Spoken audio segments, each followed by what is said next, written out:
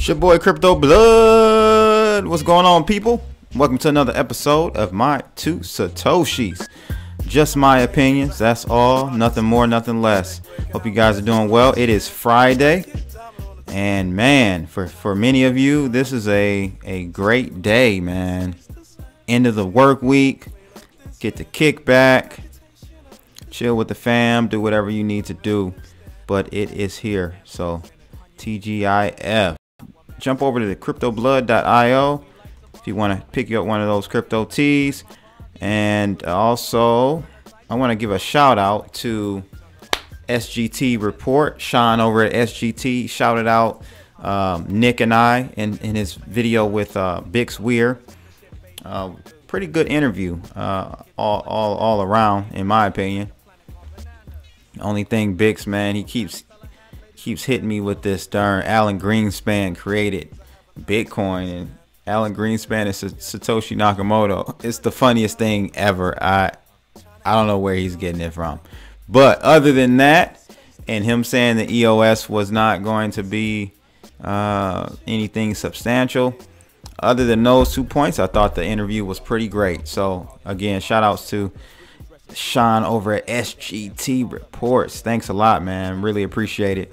Let's jump into Marco's crypto Christmas countdown for 2017. And the coin for today is Ether, formerly known as Kaz. I've heard of Kaz, I believe. I've never heard of Ether, the rebranding of Kaz. Their symbol is QZ, and no price right now. It's pre-exchange with a 50% bonus. So Kaz, or Ether as is known now, I believe, is a Russian firm in the advertising space, building on their successful strategy in the Russian blogosphere.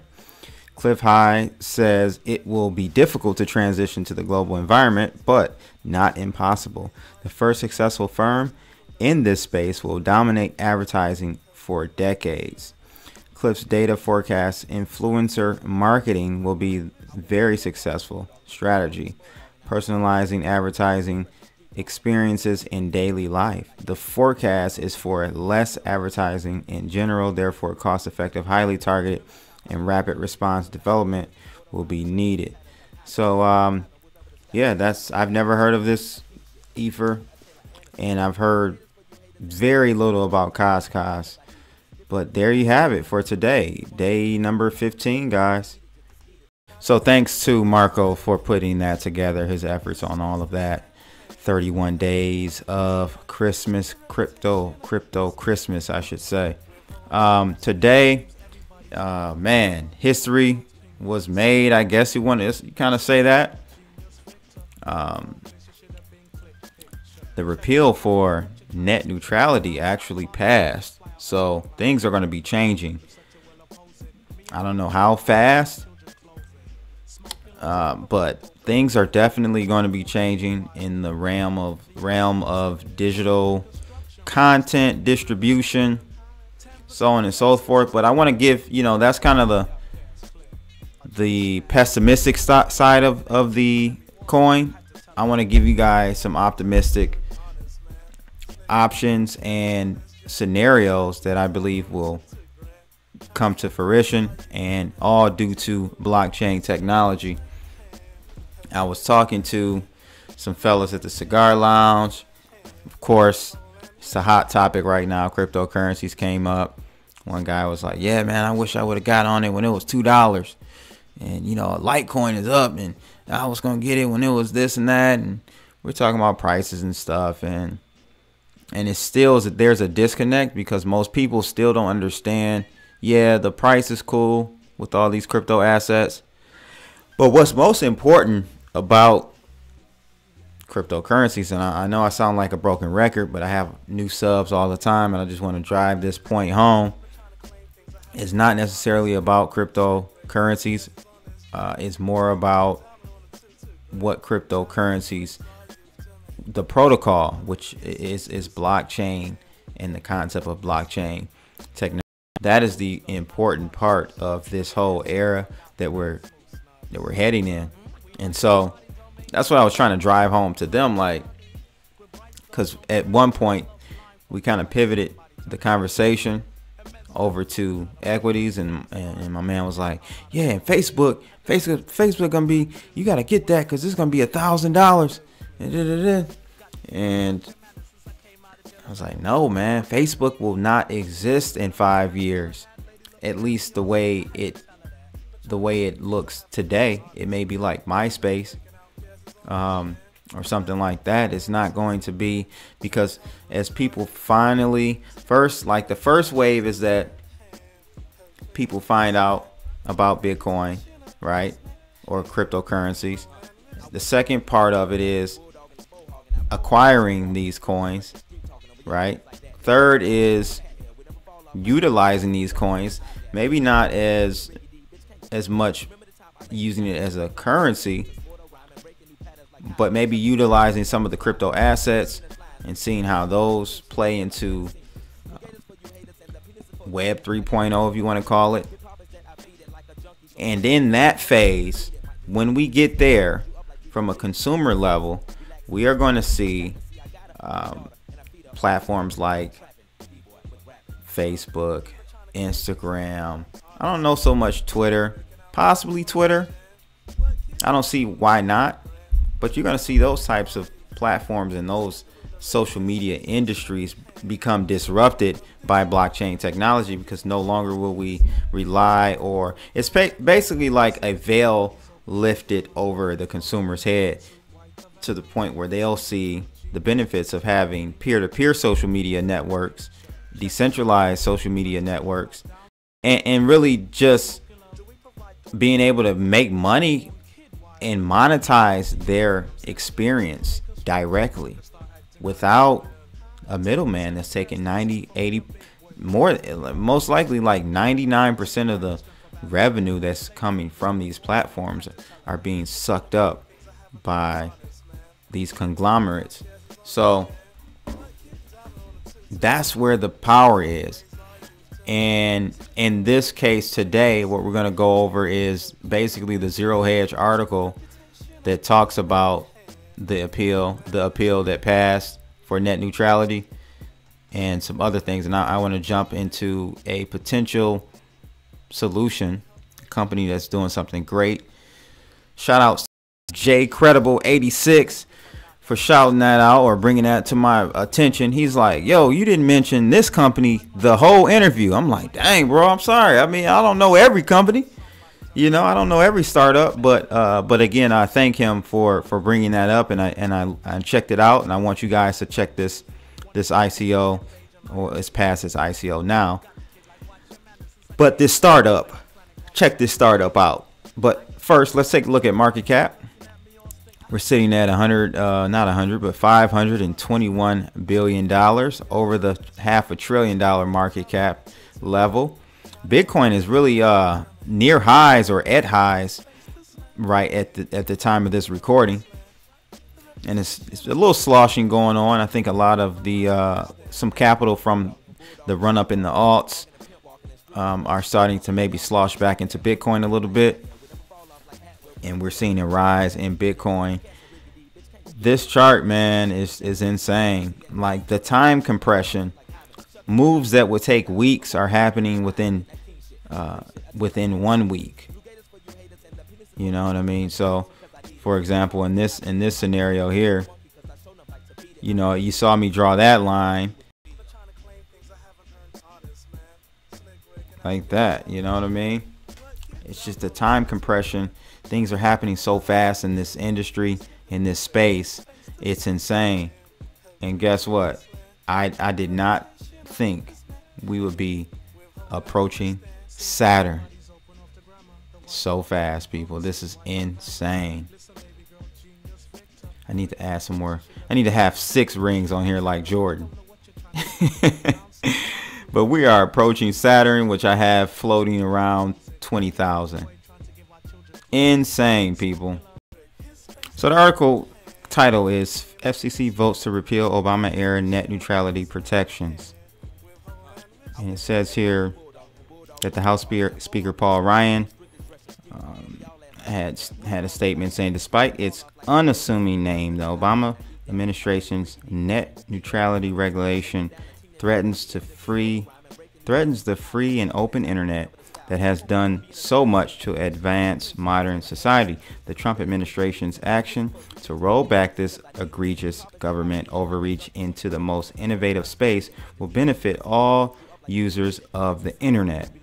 As Chairman Pai outlined today, the way to protect consumers is to put the Federal Trade Commission back on the beat to crack down on those who would abuse open access.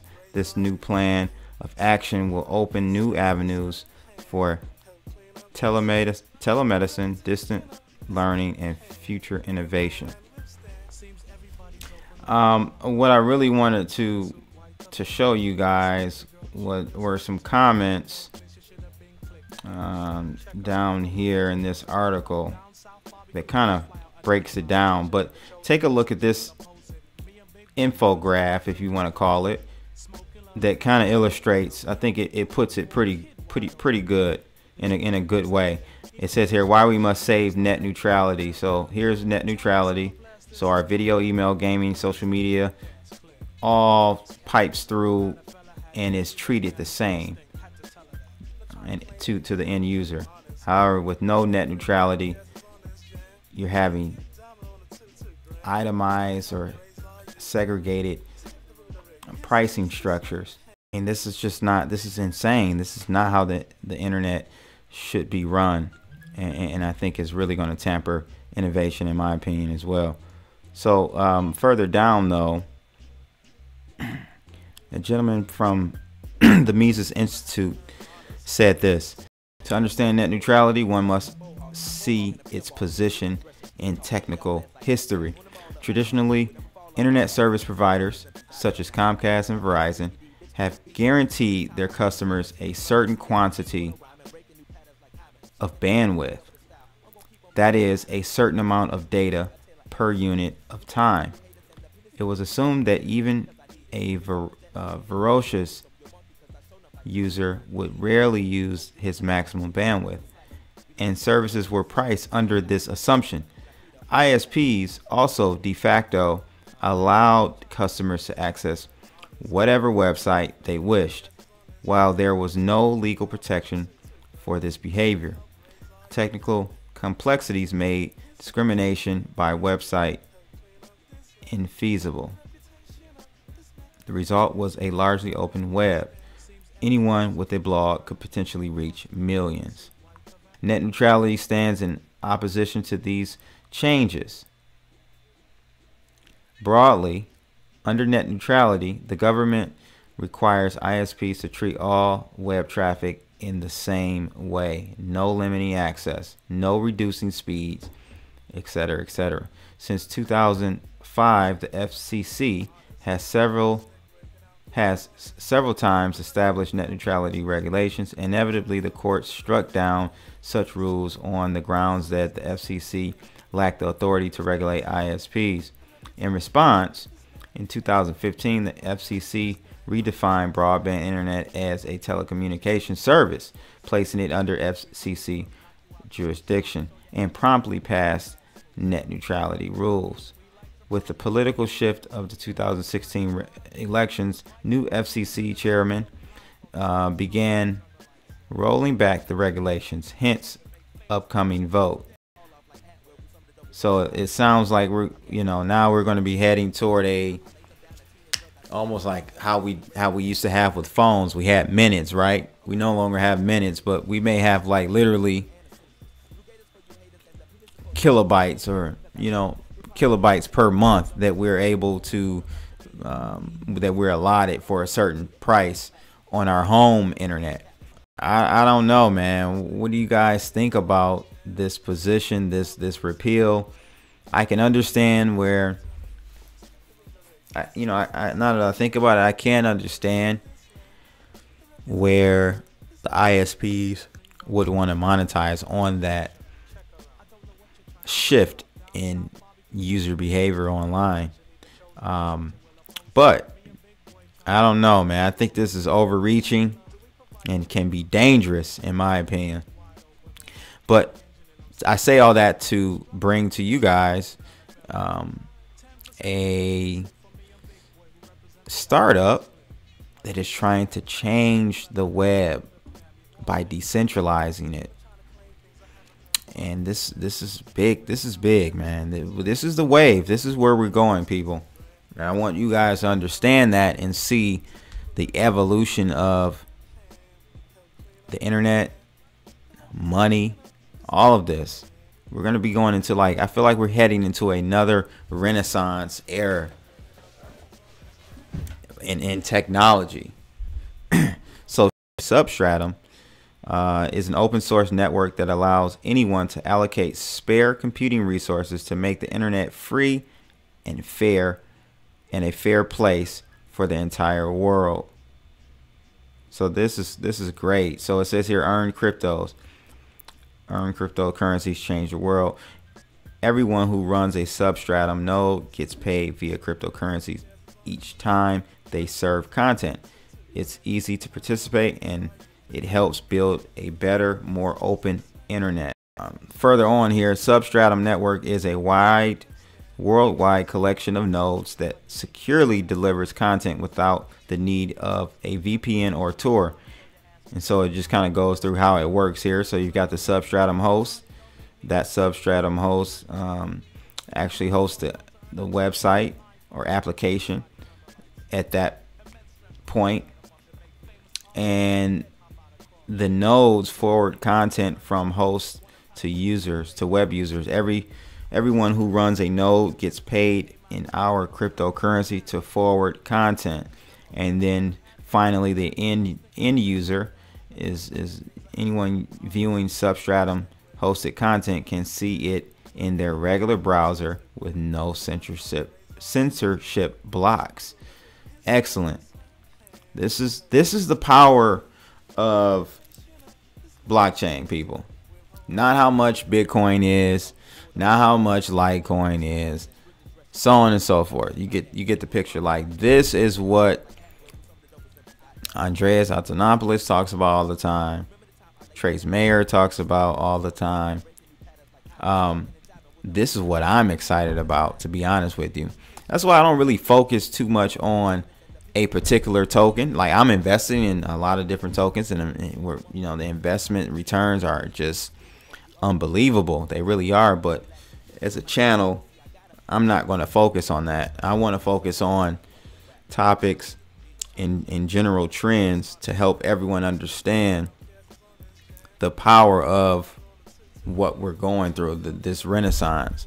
So, you know, focus on that when you're trying to get people into this space. Help them, like, approach it from that angle. I know it's going to be hard, because especially people that are non-technical, but try to give them scenarios or situations or examples like this net neutrality. Give them examples of how blockchain technology will mitigate a lot of this censorship and control, and just allow for a free internet and exchange of information. So this is I would definitely want to hear your thoughts on this, with the repeal to net neutrality being passed today, and also Substratum. Thanks again to my man JCredible86 for dropping that link, and I'm literally gonna go look into this some more and possibly buy some of these tokens. I don't think they're ERC20 tokens. I'm not sure. I can't say, but here are the exchanges they are available on. So I'll tell you guys, definitely research this company and others like it. I'm sure there has to be others out there. You want to look at all of your options, but support some of these decentralized applications that are they're really pushing the envelope. This is what, like Clif was talking about, as far as differentiating a lot of these tokens and crypto assets and stuff.